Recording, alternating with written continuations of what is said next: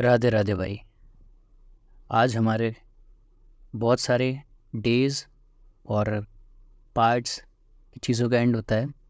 और मैं ये अभी सुबह से तो नहीं, बट अभी थोड़ी देर पहले थोड़ा वो एक्साइटेड हो रहा था ये रिकॉर्डिंग करने के लिए। और बात ये है भाई कि आज हमारा डे 9 का एंड होता है, एटॉमिक फेज़ 1 का एंड होता है और कॉस्मिक फेज़ के 10% का एंड होता है। अभी आपको ये चीज़ नहीं समझ पा रहे हो, कि इससे रिलेट नहीं कर पा रहे होगे आप लोग, बट कोई इशू नहीं है, सब चीज़ें समझ आ जाएंगी धीरे धीरे से। तुम्हें पता है भाई, पहले मैं ना कोई चीज़ को जो खुशी होती थी ना उसको एक्सप्रेस करने में लोगों के सामने या किसी के सामने भी या खुद भी बहुत ज़्यादा एंजॉय करने से बहुत डरता था।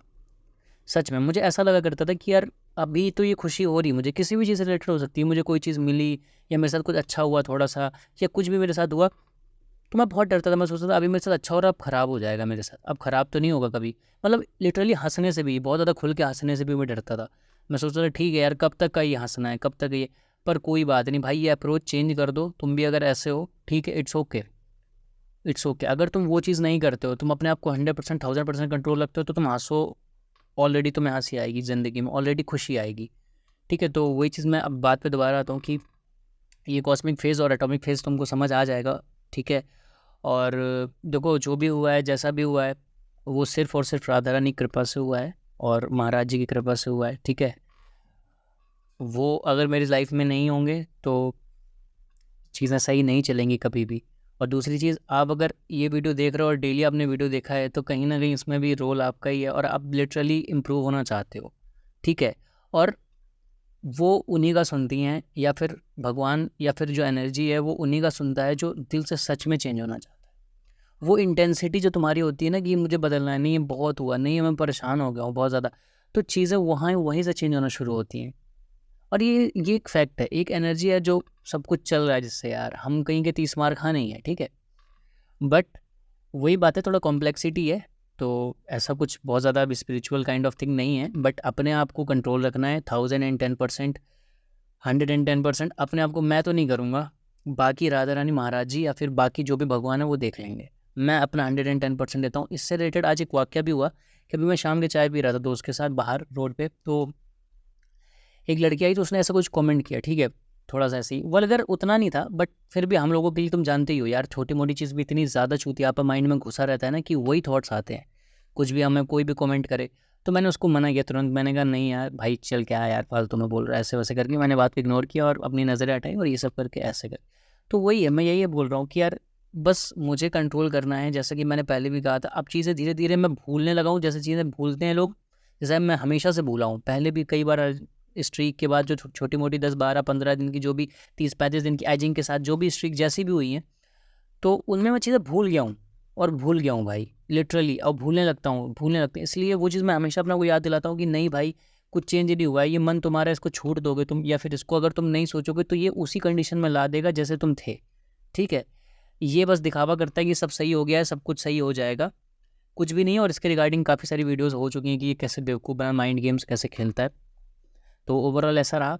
तो बाकी ठीक है, डे ओवरऑल ठीक रहा, अपने काम पे फोकस किया। और मैं कल या परसों, मतलब एक मैं लर्निंग और इसकी, मतलब क्या इस ऑटोमिक फेज से क्या सीख सकते हैं हम और आगे के लिए क्या हेल्प ले सकते हैं, उस पर लर्निंग पे एक वीडियो ला के दूंगा। और वो चीज़ मैं सोचूंगा, उसको मैं फिगर आउट करूंगा कि क्या क्या चीज़ें हुई और क्या क्या चीज़ें नहीं होनी चाहिए थी मेरे से, और हुई क्या, और कैसे टैकल किया, और आगे क्या करना है। ठीक है, तो वो चीज़ मैं लाऊंगा।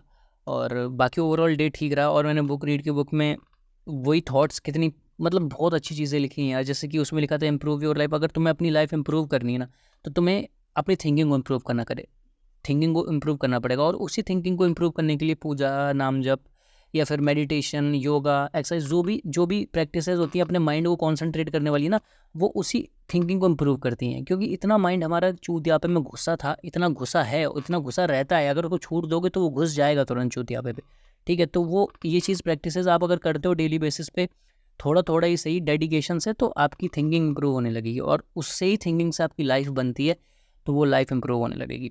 और उसके बाद दूसरी चीज़ जो कि मैं बहुत ज़्यादा कहता हूँ प्रायोरिटी से रिलेटेड, कि प्रायोरिटी आपकी और मेरी, मैं तो सच ये बात मैं खुद से कह रहा हूँ, मेरी यही प्रायोरिटी है। मुझे ना किसी सिचुएशन की टेंशन है, ना मुझे किसी सिचुएशन की टेंशन लेनी है, ना मुझे किसी इंसान की टेंशन लेनी है, ना मुझे किसी दूसरे पर्सन की कि वो क्या सोच रहा है मेरे बारे में।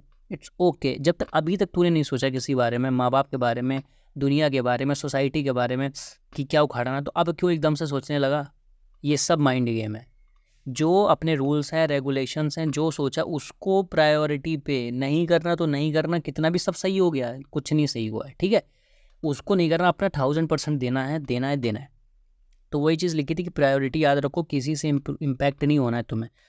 और एक चीज़ और थी उसमें, हम्बलनेस, जिसके लिए मैं एक बहुत जल्दी एक वीडियो लाऊंगा। मैंने उस मुझे एक्सपीरियंस भी किया और थोड़ा मेरी गलती भी मुझसे हो गई थी हम्बलनेस में, तो वो चीज़ मैंने ऑलरेडी रिकॉर्डेड है, बट मैं उसको अपलोड कर दूंगा। तो मतलब हम्बलनेस, अगर आप बस शॉर्ट में बता देता हूँ मोटा मोटा कि आपको अगर इस जर्नी पर कंटिन्यू करना है, तो मेरे अकॉर्डिंग, ये मेरा मतलब स्ट्रिक्टली पर्सनल ओपिनियन है कि आपको हम्बल होना ही पड़ेगा। अगर आप हम्बल नहीं होना, बुली करते हो, कुछ भी करते हो, तो आप नहीं कंटिन्यू कर सकते यार। मेरा ओपिनियन तो ये है कि आप इस जर्नी पे नहीं चल सकते, आपको हम्बल होना पड़ेगा, ठीक है। तो वही चीज़ उस बुक में लिखी थी। तो अब बुक रीडिंग करो भाई, और कल से एटॉमिक फेज़ 2 स्टार्ट होगा, और ऐसे ही धीरे धीरे चलते रहेंगे। It's okay. अपना 110% दूंगा, अपना 1000% दूंगा।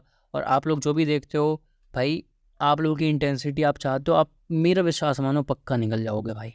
मैं कहता हूँ पक्का निकल जाओगे, बिल्कुल बस हिम्मत रखो और पक्का विश्वास करो उस एनर्जी पे, उस भगवान पे, राधा रानी पे, जिसको भी मानते हो, एक एनर्जी है, ठीक है, उस पर विश्वास करो जो कि सब चला रही है, और तुम पक्का निकल जाओगे। टेंशन मत लेना भाई, ठीक है। मैं खुद से भी बोल रहा हूँ, ठीक है। अभी बहुत कुछ सही नहीं हुआ है ज़िंदगी में, और बहुत कुछ अच्छा नहीं हुआ है, तो ऐसा हवा में उड़ने वाली बात नहीं है।